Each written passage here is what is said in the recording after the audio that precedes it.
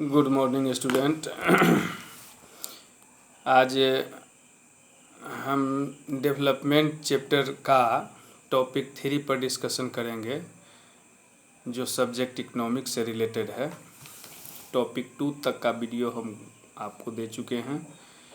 Topic 3 में how to compare different countries और state, इसमें कहा गया है कि कैसे किसी राज्य या देश के साथ हम तुलनात्मक अध्ययन करते हैं।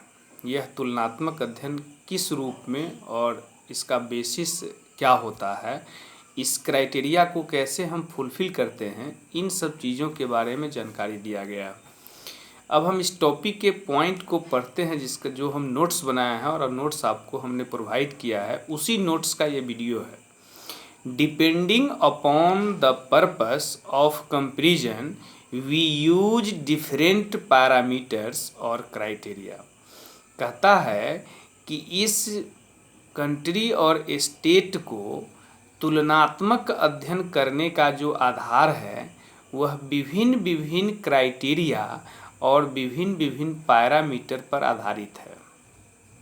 Next point, for comparing countries their income is considered to be one of the most important attributes।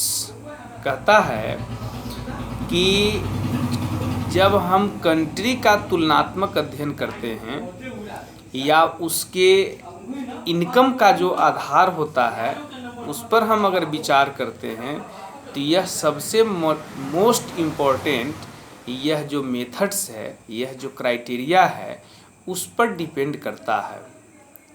अब हम बात करते हैं कि अगला पॉइंट में कि countries with per capita income of ₹4,53,000 per annum and the above in 2004 are called rich countries. यानी कहता है कि जिस कंट्री का पर कैपिटा इनकम अगर करोड़ों में है तो निश्चित तौर पर उस कंट्री को हम रिच कंट्री के रूप में जानते हैं। And those with per capita income, और जिस कंट्री का पर कैपिटा इनकम लेस है, जैसे ₹37,000 और लेस, यानी 37,000 से भी कम है, तो are called low income countries. इसका मतलब है कि यह लो इनकम कंट्रीज से संबंधित है। आगे पॉइंट है, India is included low income countries, और इंडिया जो है लो इनकम कंट्रीज के रूप में शामिल है। Total income is the income of all the residents of the country. यहाँ का जो टोटल इनकम है भारत के रेजिडेंट्स इनकम पर बेस्ड है, और उसी के आधार पर भारत का जो सोर्सेस है वो सोर्सेस काम करता है। आगे है, average income can be calculated. जो औसत आय है उसको भी गणना की जा सकती है by dividing the total income. जो टोटल इनकम से डिवाइड किया जाता है बाय द टोटल पॉपुलेशन के द्वारा। इट इज कॉल्ड पर कैपिटा इनकम। इसको हम पर कैपिटा इनकम कहते हैं। जो पर कैपिटा इनकम हम फर्स्ट वीडियो में भी आपको बताए थे कि जो इनकम होता है, टोटल इनकम होता है, और जो टोटल पॉपुलेशन है, वही टोटल इनकम और पॉपुलेशंस के आधार पर हम पर कैपिटा इनकम को निकालते हैं। तो यह चीज़ आपको स्पष्ट किया गया टॉपिक 3 में। अब हम चलते हैं टॉपिक 4। टॉपिक 4 में क्या है, इस चीज़ को हम पढ़ते हैं। इसका जो NCERT का मेन टॉपिक है वही टॉपिक है कि इनकम एंड अदर क्राइटेरिया। आय और दूसरा जो क्राइटेरिया है वो क्राइटेरिया क्या है, एंड पब्लिक फैसिलिटीज़। कहता है कि इनकम का बहुत सारे क्राइटेरिया है, बहुत सारे सोर्सेस है इकोनॉमिक्स में। तो इसमें 2 बात कहता है कि एक पब्लिक फैसिलिटीज़, एक इनकम एंड अदर क्राइटेरिया।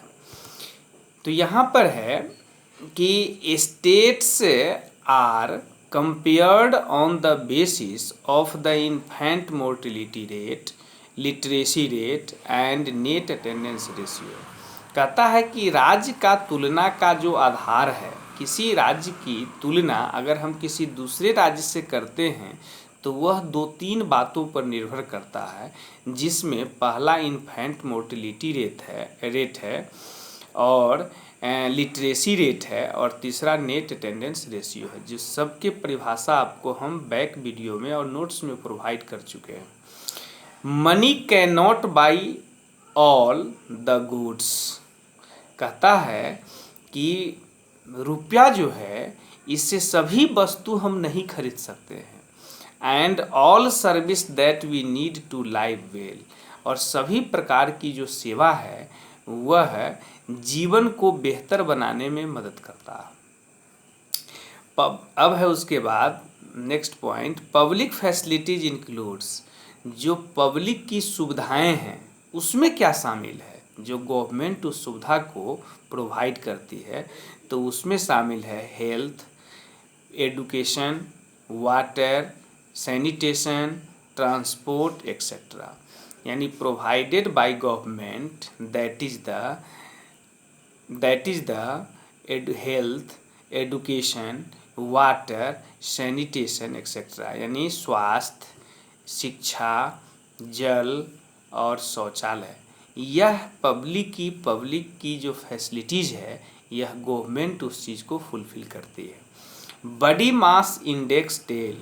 जो बॉडी मास है वो क्या कहता है कि tells that a person is undernourished और नॉट। यानी ये कहता है कि बॉडी मास इंडेक्स के रूप में एक व्यक्ति विकसित है या अल्प विकसित है, इसके बारे में चर्चा किया जाता है। अब अगला पॉइंट है कि human development report is published. Human development report जो प्रकाशित होता है वह किसके द्वारा होता है, तो by UNDP to know the development level of a country.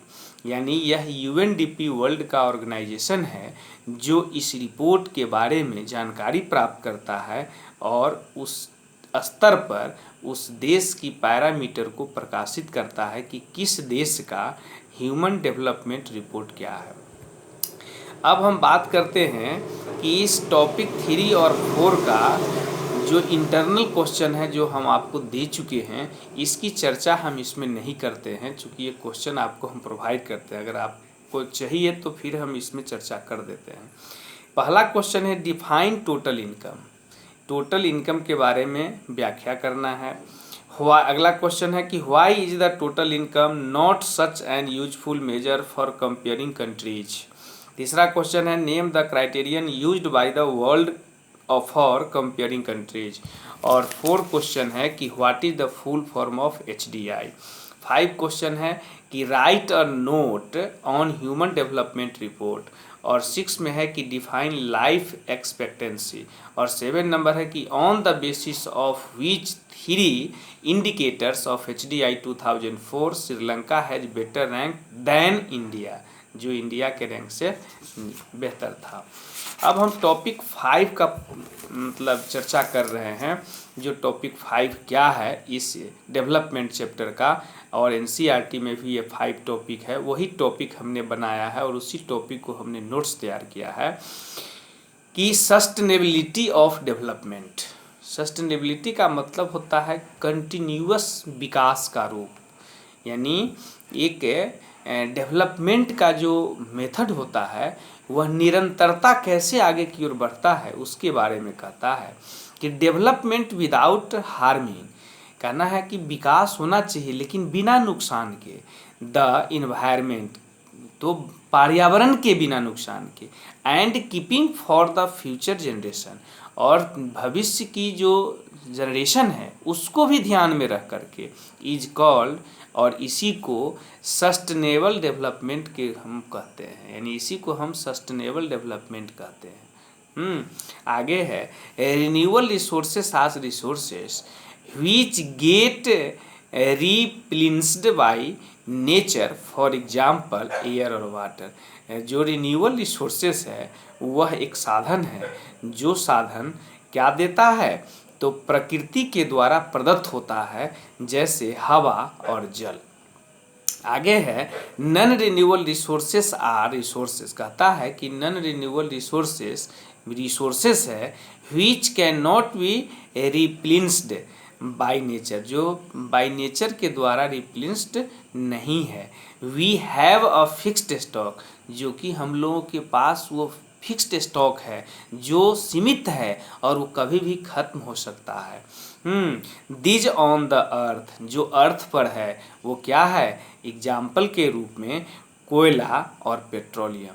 यह चीज़ एक लिमिट स्टॉक में है, अगर इसको हम फ्यूचर में ध्यान रख कर के काम नहीं करें तो आने वाले समय में यह परिस्थिति ऐसा क्रिएट होगा कि यह नहीं मिल पाएगा और लोग उसके सब्स्टिट्यूट ऑप्शंस को, गवर्नमेंट अगर इस पर वर्क नहीं अर्लियर कर लेता है तो ऐसा स्थिति होगा कि इस पर हम अगर डिपेंड होकर के काम करेंगे तो आने वाले समय में बहुत सारी कठिनाइयों का सामना करना पड़ेगा। इसीलिए गवर्नमेंट इस पर हमेशा वर्क यानी सब्स्टिट्यूट वर्क पर काम करती है।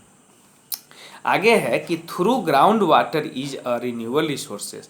ग्राउंड वाटर जो होता है, जो हम वेल के माध्यम से वाटर को इरिगेट करने के लिए निकालते हैं, तो कहता है कि अगर through ground water is renewable resources but it's over use, अगर इसका हम ओवर यूज करते हैं, अधिक इस्तेमाल करते हैं, तो has caused decline of water level in the past few decades, कि आने वाले दशक में यह वाटर की लेवल इतनी अधिक नीचे चली जाएगी कि हम लोगों के जीवन में वाटर स्कार्सिटी का भी दंश झेलना पड़ सकता है।